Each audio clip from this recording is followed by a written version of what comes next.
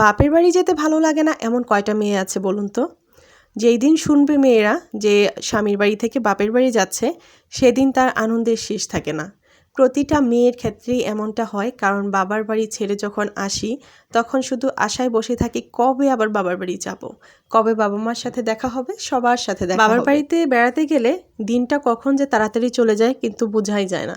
কিন্তু স্বামীর বাড়িতে থাকা অবস্থায় বাবার বাড়িতে যাব, সেই দিনটা আসতে আবার অনেক সময় লাগে। তো এমনই হচ্ছে ব্যাপার। তো যাই হোক, সকাল থেকে কিন্তু বাচ্চারা রেডি হয়ে গেছে। তো আমিও রেডি হয়ে গেছি, যেহেতু বাবার বাড়িতে যাব, আজকে থাকবো না। তো হঠাৎ করেই ইচ্ছে হলো যে যাই ঘুরে আসি, আর সেই সাথে আমার বোনরাও আসছে। তো হঠাৎ করেই যাচ্ছি যে দেখা হবে। আর বাবা মা একটু অসুস্থ শুনেছি, তো তার জন্য ভাবলাম যে যাই একটু দেখা করে আসি। যেহেতু শীত চলে এসেছে, শরীরে প্রচুর ব্যথা এগুলো তো থাকেই, আর এমনিতে তো অসুস্থ সবসময়ই থাকে, বয়স হয়েছে। তো সবাই অনেক দোয়া করবেন আমার বাবা মার জন্য। প্রত্যেকটা বাবা মাই ভালো থাকুক, সবার বাবা মার জন্যই দোয়া রইল। তো এই তো আমি বাচ্চাদেরকে নিয়ে আসলে রেডি হয়ে গেছি সকাল সকাল, কারণ যেহেতু বললাম যে শীতের দিন অনেক ছোট, যেহেতু চলে আসবো আবার। তো এই তো আমাদেরকে এখানে অটোতে উঠিয়ে দিল, যেহেতু বাবার বাড়ি খুবই কাছে। তো সে উঠিয়ে দিয়েছে, সে বিকেলে যাবে। তো আজকে এই তো বাচ্চাদেরকে নিয়ে আমি যাচ্ছি। তো অনেক কাছে বলে কিন্তু আসতে সময় লাগে না, মাত্র 10 টাকা রিক্সা ভাড়া। তো যাই হোক, চলে এসেছি। আর এসেই দেখুন, দেখা হয়ে গেল বাড়ির একজন সদস্য বলাই যায়, কারণ সে সবসময় বাড়িতেই থাকে।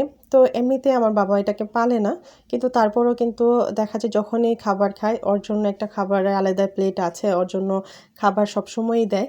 তো আসলে হয় কি, যখন একটা মানুষ বলেন, পশু বলেন, যখন আপনি আদর করবেন তখন কিন্তু আপনার পোষ মেনে যাবে, ঠিক সেই রকম।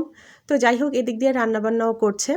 তো এখানে দেশি মুরগি রান্না করা হচ্ছে আলাদা করে, আর এটাতে আলু দেবে না। আর এখানে একটু ঝোল করে আলু দিয়ে কিন্তু আবার আলাদা করে মুরগি রান্না করা হয়েছে। তো এটা বাচ্চাদের জন্য একটু ঝাল কমিয়ে দিয়ে রান্না করা হয়েছে, যেহেতু বাচ্চারাও এসেছে আর বাচ্চারা আছে, ওরা কিন্তু ঝাল খেতেই পারে না, তাই দুইভাবেই রান্না করা হয়েছে। তো যাই হোক, এখান দিয়ে রান্নাগুলো কিন্তু কমপ্লিট হয়ে গেছে। আর আমি এসেছি, আমি আসলে কিন্তু যেই আইটেমই থাকুক সকালে, সেটা দিয়ে আবার আমি কিছু ভাত খাই। তো দেখুন, এখানে কিছু ভর্তা করা হয়েছে, ভর্তা তো ভীষণ ভালো লাগে। এখানে হচ্ছে পেস্তা আলুর ভর্তা আছে, সাথে তিল ভর্তা আছে, আর সেই সাথে লেবু কাঁচামরিচ তো গাছের আছেই। তো এখন আমি একটু ভর্তা দিয়ে ভাত খাচ্ছি, কারণ আমার কাছে খুবই ভালো লাগে ভর্তা খেতে। আর সেই সাথে তিল বাদাম ভর্তা, এগুলো তো একদম স্পেশালি খুবই ভালো লাগে। যেহেতু তিল ভর্তা পেয়েছি আর সেই সাথে পেস্তা আলু ভর্তা, তাই এখনও ভাত না খেলে তো হবেই না, তাই আমি ভর্তা দিয়ে আগে ভাতটা নিয়ে নিয়েছি। তো ভর্তা ভাত খেতে আমার বেশি ভালো লাগে। তো দেখতেই পাচ্ছেন, ভর্তা দিয়ে মেখে ভাত নিচ্ছি। অসাধারণ হয়েছিল ভর্তাগুলো। তো ভাবি কিন্তু ভর্তা মাশাআল্লাহ অনেক ভালো বানায়। আমি আসলে ঝামেলার জন্য বাচ্চা নিয়ে তেমন একটা ভর্তার আইটেম বানানো হয় না, ভর্তা খাওয়া হয় না। আমাদের বাসায় গেলে আবার অনেক আইটেমের ভর্তা অনেক সময় খাওয়া হয়। তো যাই হোক, ভাত খেয়ে নিয়েছি, বাচ্চাদেরকেও খাইয়ে নিয়েছি। তো দেখা যায় বাপের বাড়িতে আসলে মেয়েদের মনটা যতটা আনন্দ পায়, অন্য কোথাও সেটা পাবে না। আর সবথেকে বড় কথা হচ্ছে, বাবা মা থাকতে বাপের বাড়িতে যেতে ভালো লাগে। বাবা মা না থাকলে আসলে যাওয়া হয় না সেরকম করে। আলহামদুলিল্লাহ বাবা মা আছে, যে তাদেরকে দেখার জন্য হলেও যাই মাঝে মাঝে, ভালো লাগে।